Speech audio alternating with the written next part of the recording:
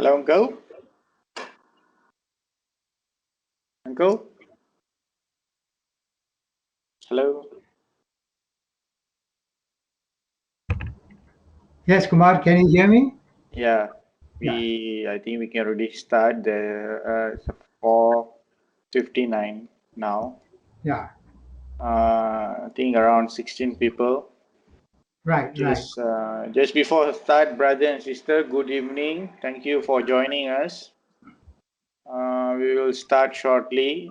Make sure everyone is muted. And then if you have any question to ask, please put in the chat box. I'll pass this session to Uncle Sundram. Thank you. Ada suara? Jangan taruh. Can I start, Kumar? Yes, Uncle, you can. Okay. Good evening, sisters and brothers. A warm welcome to all of you to our session today. Before we start, let's do centering first. Gently close your eyes and connect yourself with the source.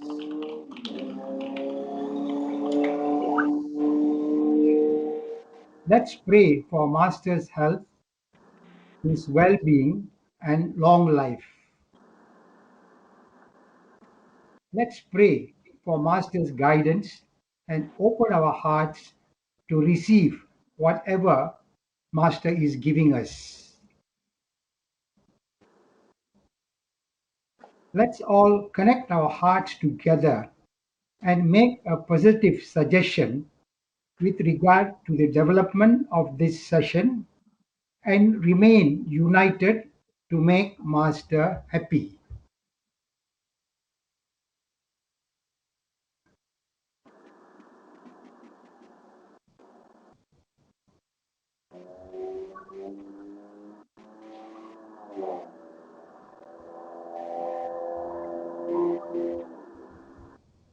Thank you.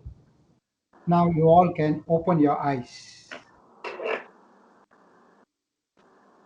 To start with, I would like to thank Brother Praveen for his technical support and in developing the PowerPoint presentation. Also, I would like to thank Brother Kumar for his assistance to record and edit this session. I appreciate their valuable support and assistance. We will begin our session now. If you have any questions which need answers, please type them in the chat box. We will have a break midway to take up questions from the chat box if there are any. Also, at the end of this session, we will open up for questions. Babaji said, practice is your responsibility and progress is my responsibility. This statement is very sentimental to Malaysians because this is part of Babuji's message when he came here in 1981. So we don't worry much, but leave it to Master, as our progress to the destination or goal is in the hands of the Master. But it is our responsibility to fix our goal, because the progress which the Master is assuring us will only materialize if our goal is in the right one. To understand more on this, I would suggest everyone reads Daji's article, The Goal Paradox. This article makes us understand what and where is our goal. Otherwise, we will be heading in the wrong direction. This is my understanding of the article. To those who are new to the practice of heartfulness meditation, please do not get worried about the goal at this moment. I'm sure you all would have come with your own idea about the goal. At this moment, keep doing your practice diligently. As you go on, your consciousness will evolve on account of your meditation and cleaning. Then you will get a clear idea of the goal. They say if you want to climb the Himalayas, there are some 14 or 17 places from where you can start. But as you progress, the peak or Everest is only one, and automatically your attention will go there. This is just like coming into heartfulness with various goals in the beginning, and later the real goal becomes apparent. So, coming back to Daji's message, he says, when we read the writings of Pujya Babuji Maharaj, we see that in so many instances, he entreats us to fix our goal from the very outset of our journey. He repeats this sentiment again and again in various ways. Nevertheless, we find that in the heart there is a clear desire for any state, including the highest one. The very presence of desire will deviate us. In fact, it will prevent us from attaining anything at all. Please ponder over this sentence as to what Daji is trying to tell us. Each one of us have to understand this according to our capacity. What are these desires that will prevent us from attaining anything at all? Is it desire for any point or any region? Desires and wishes will put a bar to our advancement. Our prayer also says this. Now, do we go to the Master with any desires? Babaji also explains this well in Voice Real. In the chapter The Beggar's Bowl, on the topic of Fakir's wealth, Babaji says, the sadhak is indeed a beggar, but one who begs only at the door of the great divine master alone. He stands at the door with his begging bowl in hand, but unconscious of what he is begging for. Both are there, the beggar and the master. The only distinction between them is the beggar has a bowl in hand. He maintains this position till the end. Now, is there any desire in the sadhak? No, because he is unconscious of what he is begging for. So, when one is unconscious, how can there be a desire? I think all of us have to understand this well.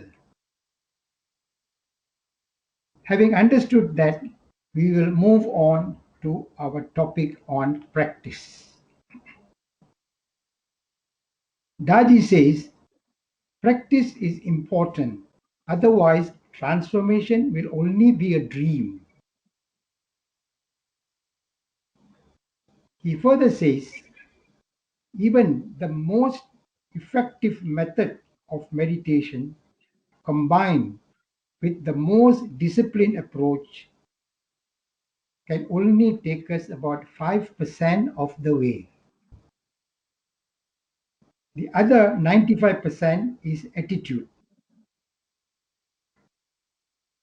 What we do is important, but not as important as the attitude with which we do. This also reminds me of Daji's article, Observer and Witness Paradox. With what attitude do we do our meditation? As a witness or as an observer? To me, I think there is a lot of difference between a witness and an observer. So please read the article to understand more. It looks like we have to read a lot of paradox articles. So we take a short break. Any questions, Kumar, in the chat box? So far, Uncle, no. But I think, dear brothers and sisters, this is the question time. You can ask any question or put in the chat box your questions. We'll, I think, Uncle, we give them 5 minutes. yeah, sure. We will entertain question. We will also open up at the end of the session for further questions. So if you don't have any questions now, you can also come in at the end of the session. Okay, I think, Uncle, yeah, we can go on, Uncle. No question. Okay. I welcome questions, sisters and brothers. Please feel free to ask questions. Okay. Now we come back to our 5% of practice and 95% of attitude. This might come as a shock to most of us because we do so much of activity as part of the practice. And yet it is only 5%. We do morning meditation, some do midday meditation, do the subtle suggestions the whole day, be in constant remembrance, do evening cleaning, 9 p.m. universal prayer, bedtime prayer, and also the point A meditation, point B cleaning, attend Wednesday and Sunday satsangs, also take weekly individual sittings. So much, and yet it is only 5%. We can't imagine what a volume this 95% is going to be. I can assure you that although the 95% may appear to be a big volume, but in terms of time spent on it, it will be practically nil. It will be merely making a shift in our way of thinking. To me, this is very synonymous to what Chariji used to say, that manner is more important than matter.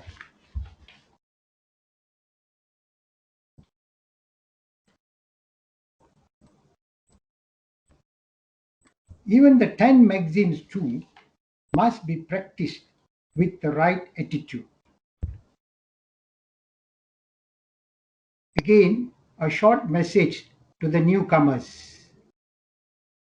You all would not have heard of the 10 maxims yet, but it will only be a matter of time before you all will get exposed to it. These maxims constitute the essence of the heartfulness way of life.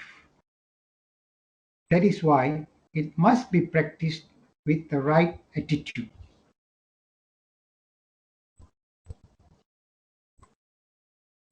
Maxim 2 says, begin your puja with a prayer for the spiritual elevation with a heart full of love and devotion. If the attitude of love and devotion is not there, the maxim will not bring us any benefit. We should not recite the prayer mechanically. It should be said with feelings from the heart. Maxim 4 says, be plain and simple to be identical with nature. We should have the attitude of being plain and simple because nature is simple and plain. Otherwise, there will be no compatibility between us and nature. Maxim 5 says, be truthful, take miseries as divine blessings for your own good, and be thankful. We must have the attitude to accept that miseries are for our good instead of blaming others for our troubles. Maxim 7 says, be not revengeful for the wrongs done by others. Take miseries with gratitude as heavenly gifts. We must have the attitude of not being revengeful although wronged by others, and also take it as a heavenly gift. Maxim 8 says, be happy to eat in constant divine thought whatever you get, with due regard to honest and pious earnings. Here we must have the attitude to eat whatever that is served instead of demanding and grumbling for taste and variety. Maxim 9 says, mold your living so as to rouse a feeling of love and piety in others. Again, our attitude towards others. Maxim 10 says, at bedtime, feeling the presence of God, repent for the wrongs committed, beg forgiveness in a supplicant mood, resolving not to allow repetition of the same. The attitude while repenting for the wrongs done is very important. Our feeling of supplicancy and meekness only will make God forgive us. If we approach God with pride and arrogance, we will not get any attention from Him.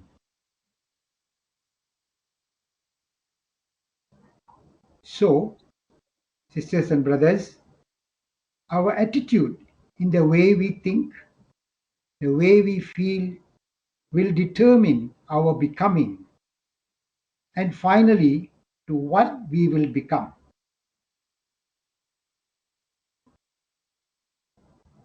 To achieve it, we can practice AEIOU. A. Acquire the right thinking. E. Enliven that thinking. I. Imbibe that thinking into a feeling. O. Oneness with the feeling. U. Unite and become. In fact, we should practice AEIOU on the condition bestowed to us after every meditation also.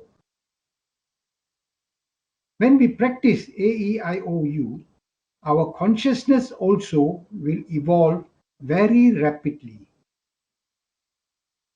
In my opinion, AEIOU should become our mantra for all heartfulness practitioners. We can also practice AEIOU in all our other activities in life also.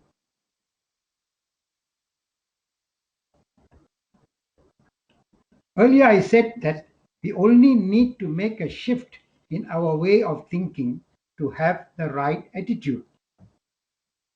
Let's see what sort of shift Daji expects us to make. Daji begins by saying that having the right attitude doesn't only apply to meditation.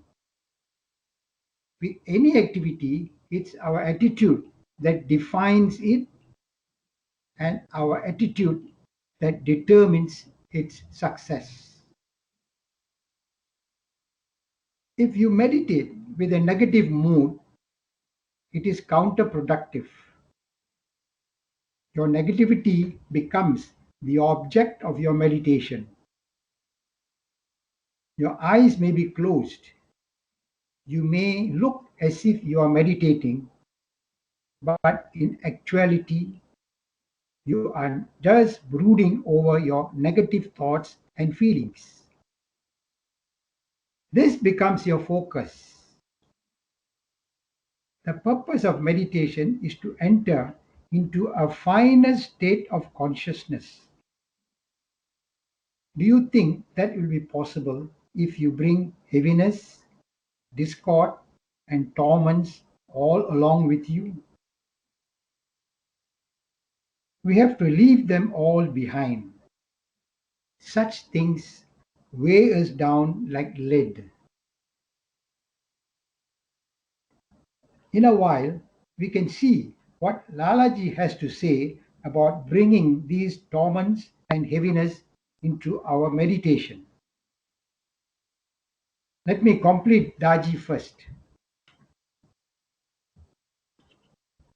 I've just explained about one shift in the attitude before meditation.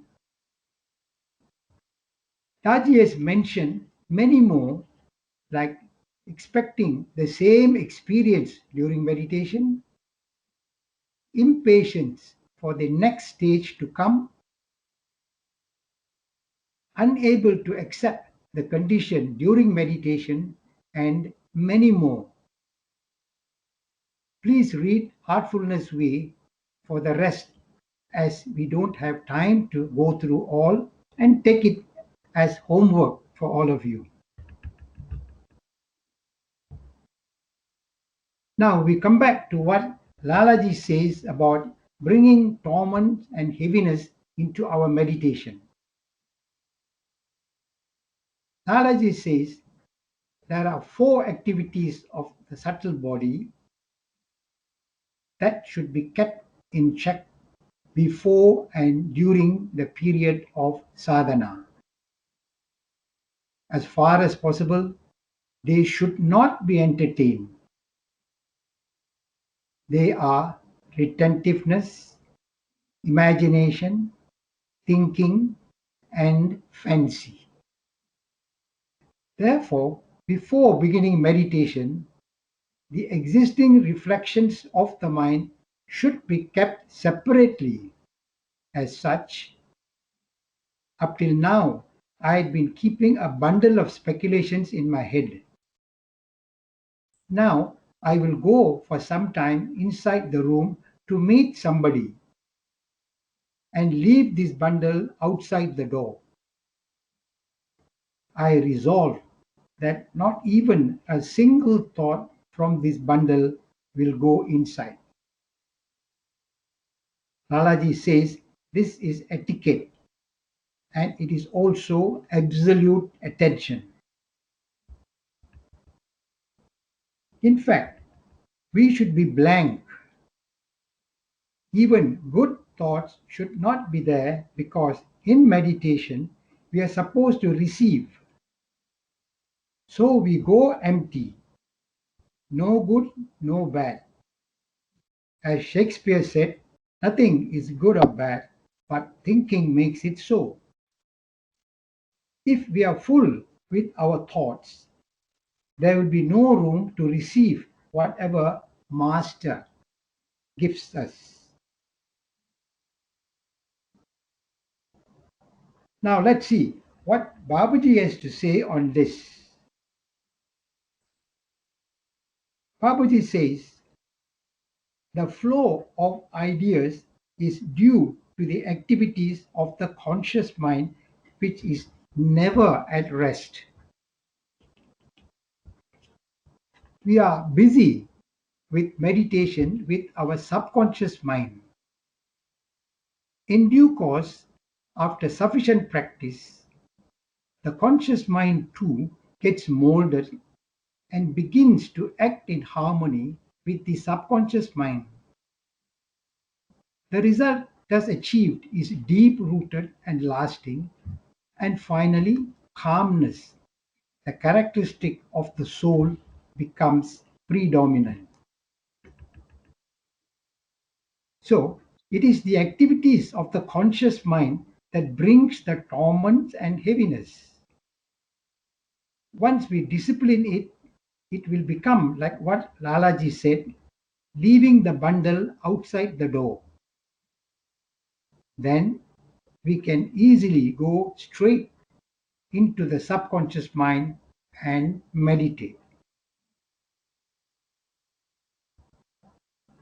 What is significant here is that all our masters, Lalaji, Babuji, Chariji, and Daji, have given great importance to attitude.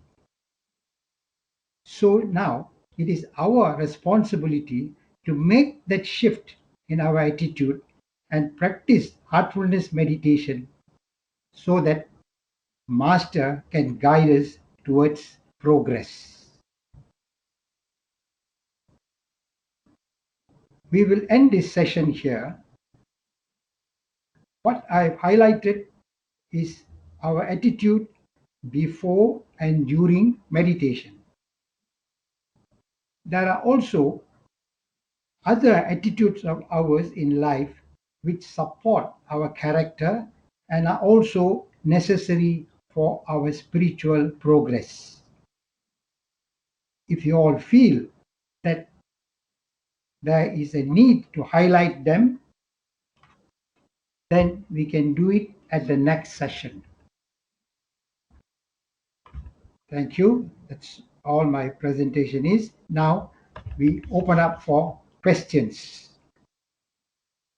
So please feel free to put in your questions in the chat box. Thank you, Uncle. So, dear brothers and sisters, please ask. You can unmute yourself, ask question directly to Uncle Sundram, or you can put in the chat box the questions.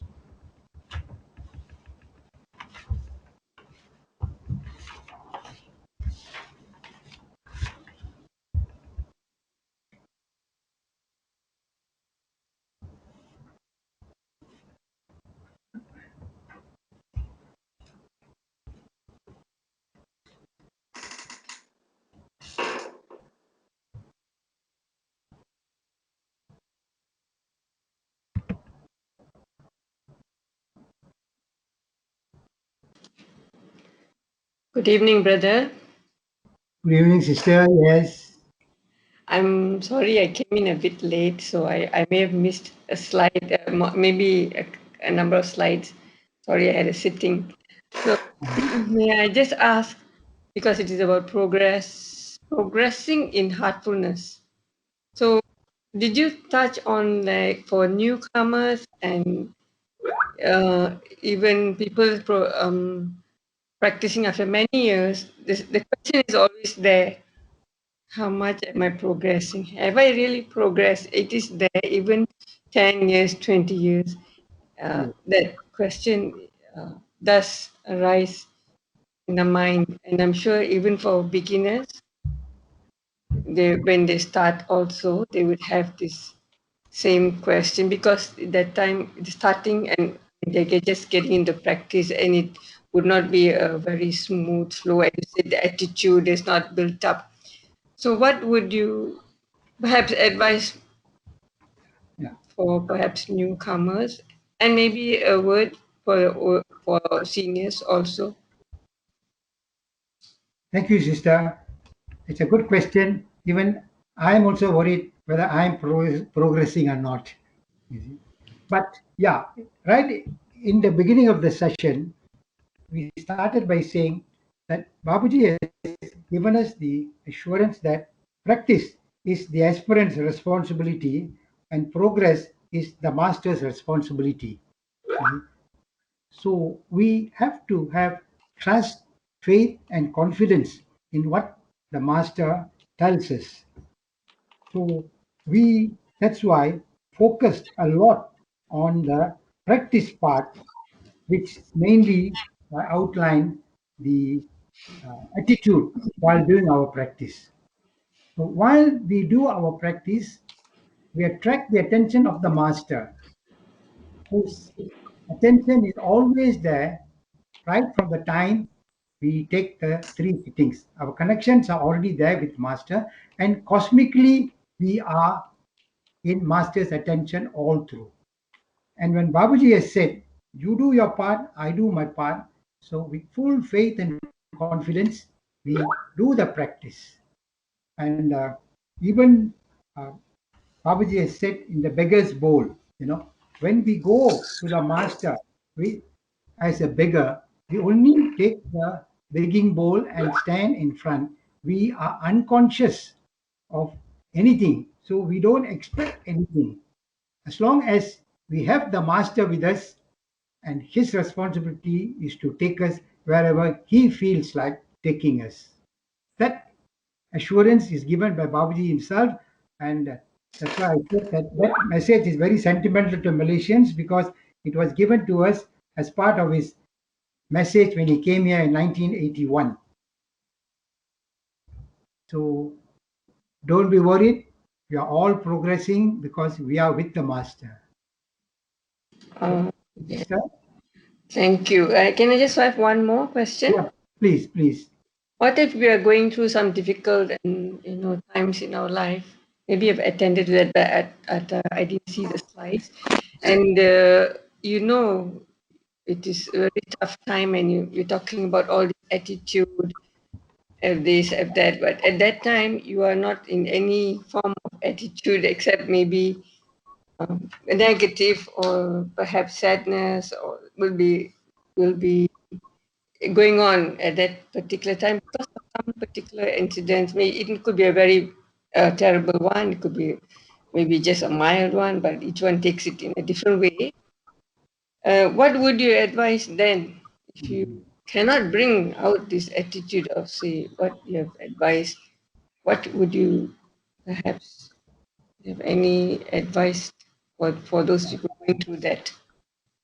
Yeah, I mean, this question has been put to the masters also, and it's only normal as human beings. We all undergo all these calamities or difficulties in life, and we have to accept them as part and parcel of our life. So, our practice and our faith in the master will enable and help us to accept. That's why even one of the maxims says, accept divine miseries, accept miseries as divine gifts.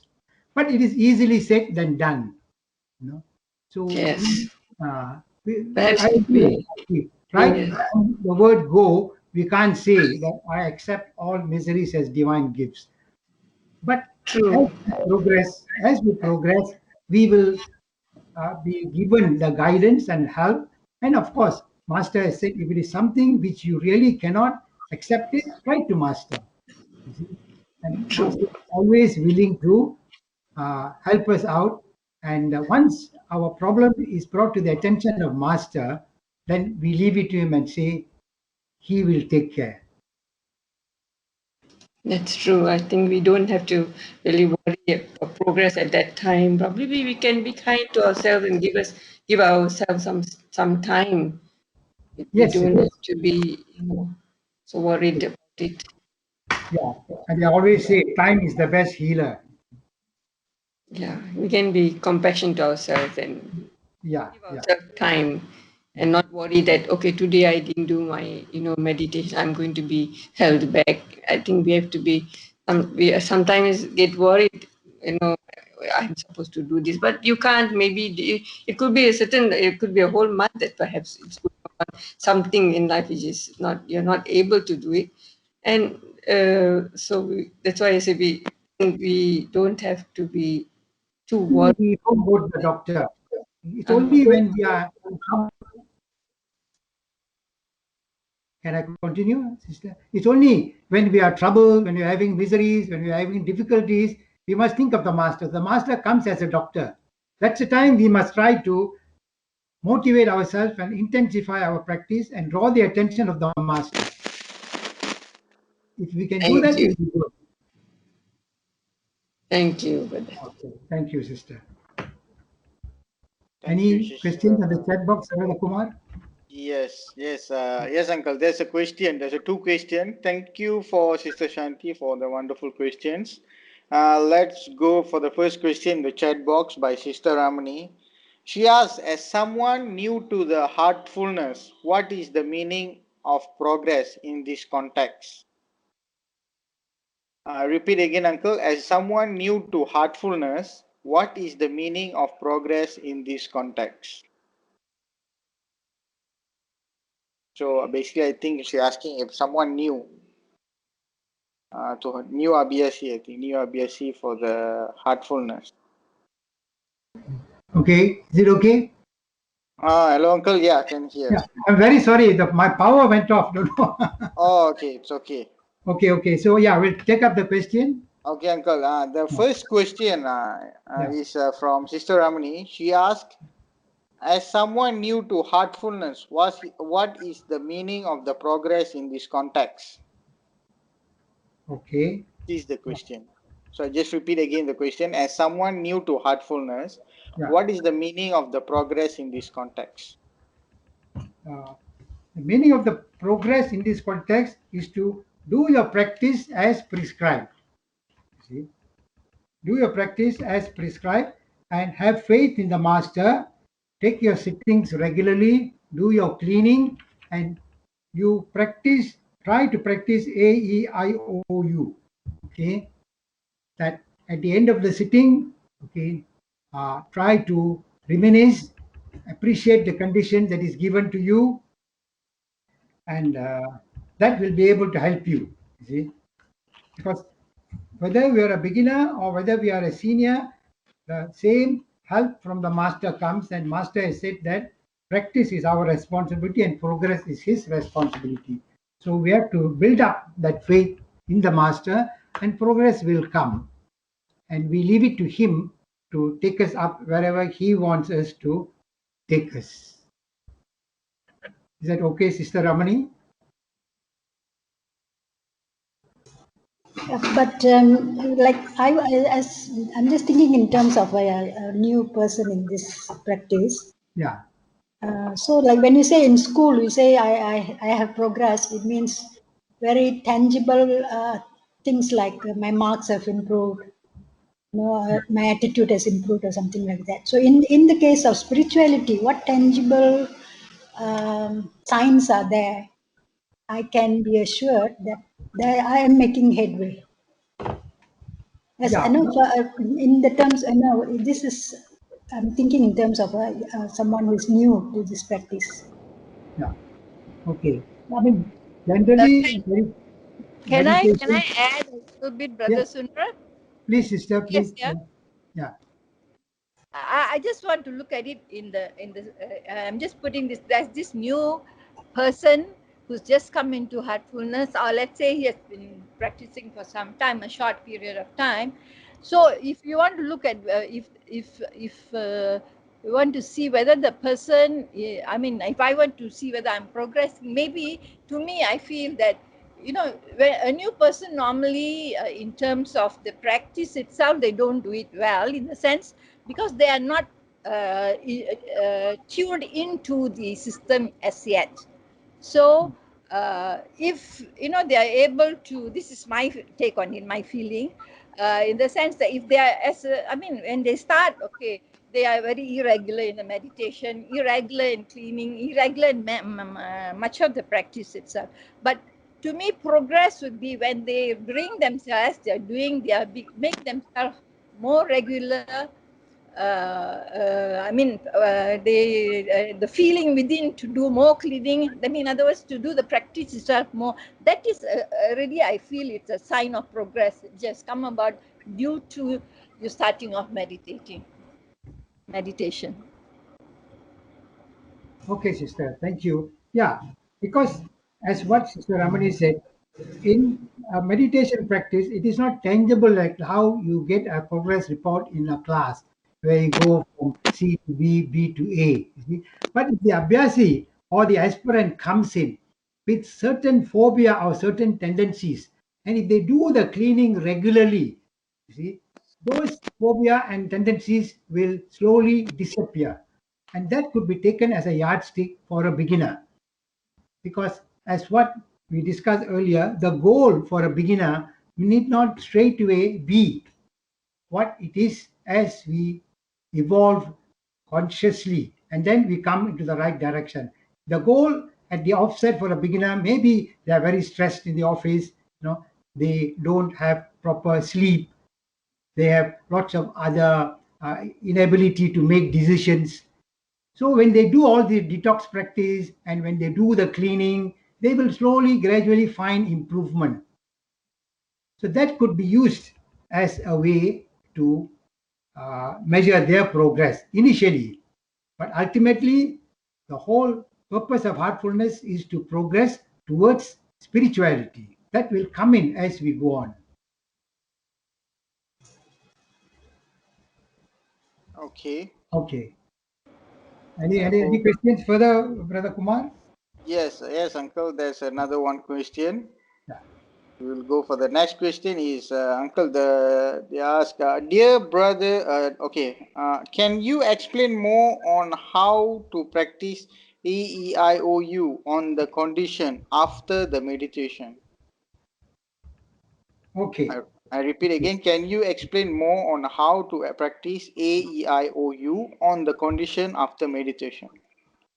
Okay, that's a good question because the whole concept of what we were talking about today is on AEIOU.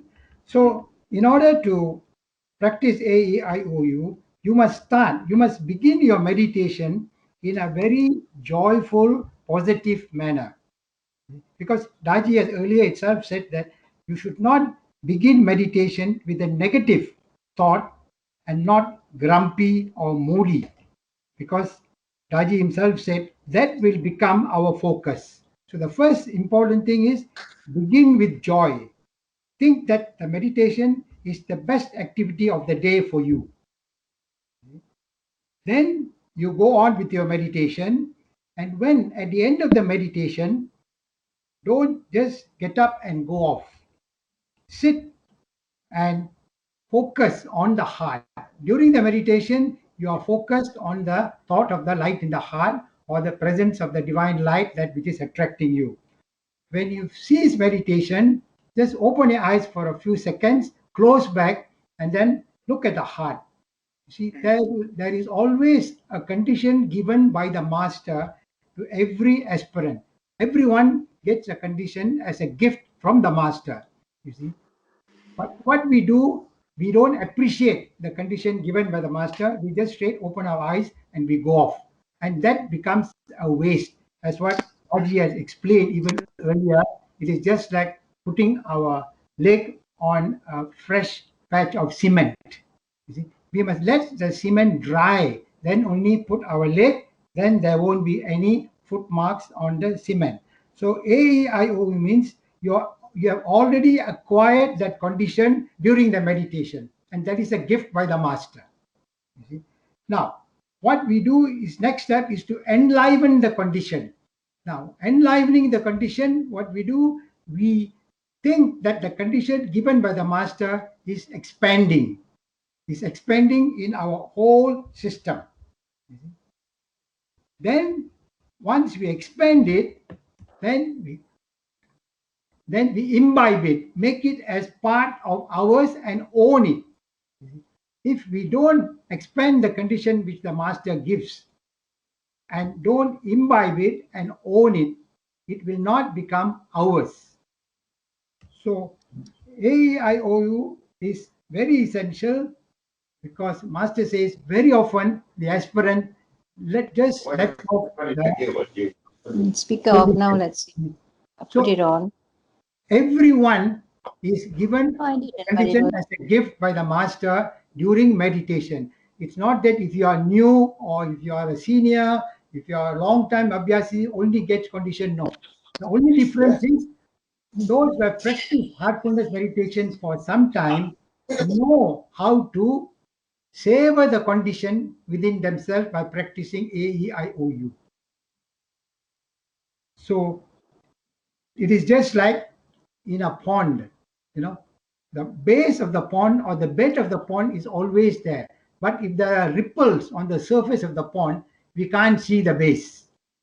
Until the ripples stop subside, then it is clear for us to see the base. The base is always there. So the gift of the master is there for everyone.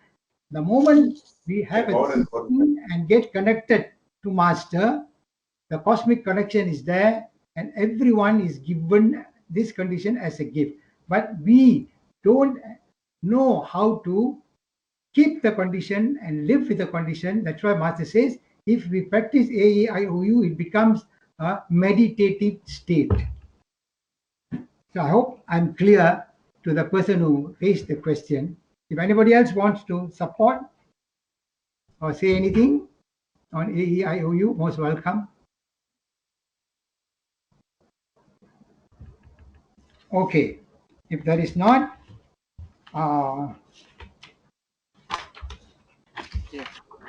okay, so we have sort of come to the end of the session. Now, a whisper will be read by Brother Praveen.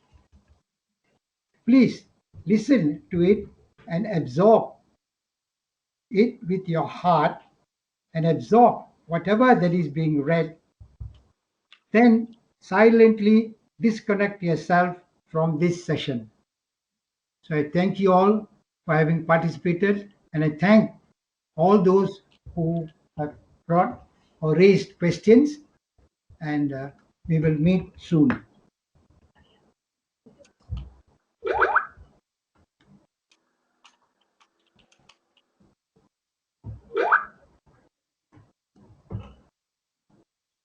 Whispers from the Brighter World, Thursday, October 7th, 1999, 8 a.m. We are happy to see these messages suffusing in you and permeating you. This process is specific to each person. They find their own access through the mysteries of your heart. These small brooks meet and form a kind of river which grows in power like a spring which makes its way under the ground before gushing forth into the open air. Interpret this formula as you will.